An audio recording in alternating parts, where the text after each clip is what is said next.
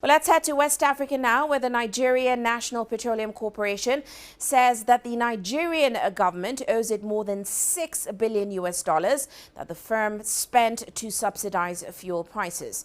Now, NNPC Chief Executive Officer Mele Kyari adds that the state-owned firm shouldn't keep absorbing the burden of preserving one of the lowest prices of fuel in the world. Kyari further welcomed the announcement by President Bola Tinubu to remove the costly fuel subsidy that, of course, cost more than $10 billion last year. Now, following that move, long fuel queues returned to Nigerian cities as motorists there rushed to fill their tanks, while some retailers hiked their prices amid uncertainty over the timing of the removal of that subsidy. Well, let's now get the latest from the ground from Jack Mangut. She joins us now in Abuja. Jack, always good to have you with us on the show. Now, we're already hearing that there are queues forming outside petrol stations right now in Nigeria, which, of course, have already started raising their prices as well. Give us a sense of what the response has been to the announcement around that subsidy removal on the ground.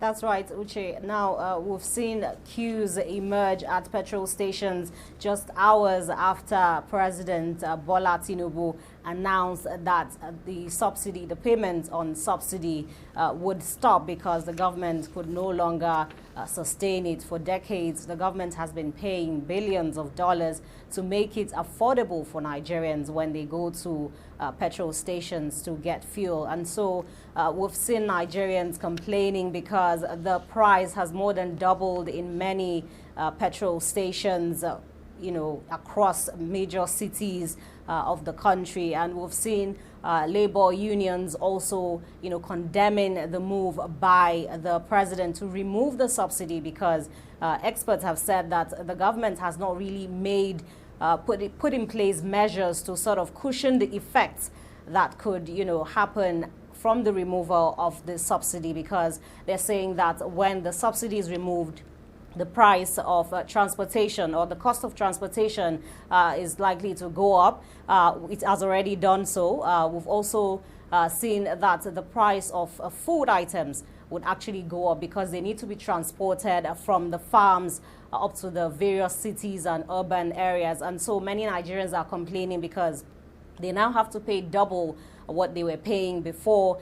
Labor unions are also threatening to go on strike because they feel that it will put more hardship on Nigerians because there's already high level of poverty, there's high level of unemployment, and now to add more, a higher price of petrol, they said that would be more difficult for Nigerians. And so that's the reaction that we've been seeing since the announcement by Bola Tinubu. Which leads me to my next question, Jack. What exactly is Nigeria bracing for in the next few days and weeks? How bad is it expected to get?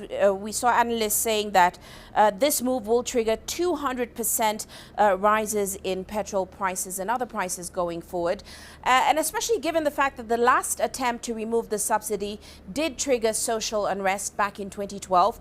What do you expect to see in the coming days?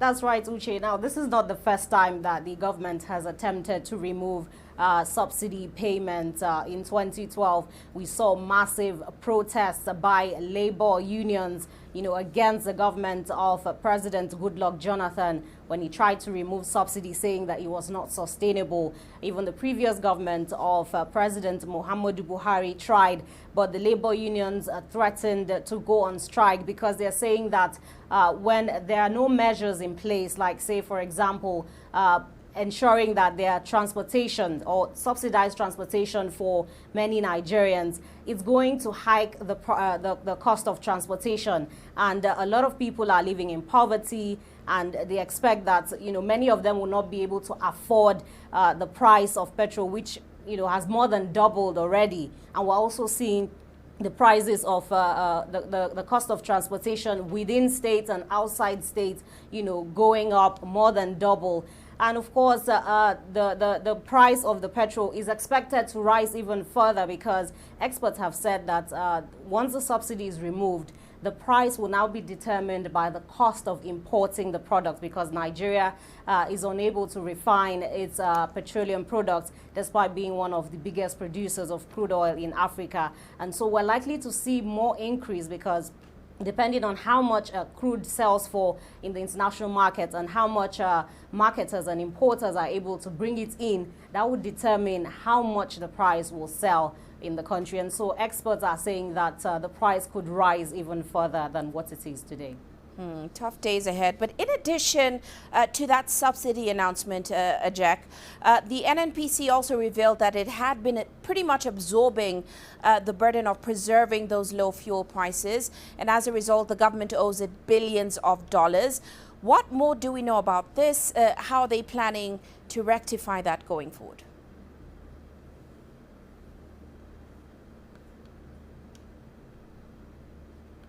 That's right. The Chief Executive Officer of the NNPC, Mele Kyari, had said that the government owes it more than $6 billion, and that's the outstanding for the payment of subsidy for last year. The government had budgeted about $10 billion for the payment of subsidy. That's the previous government of President Muhammadu Buhari, and it had said that the subsidy payments would end in June. But even though it had budgeted that amount, there was no money to be able to pay for the subsidy, and so the NNPC said it had to absorb that burden of subsidizing the petrol to make it affordable for Nigerians. And it says that it can no longer continue to do that, and that's why it has supported the removal of subsidy, because it says that the government owing it has affected its operation, and so it's supporting the removal of subsidy.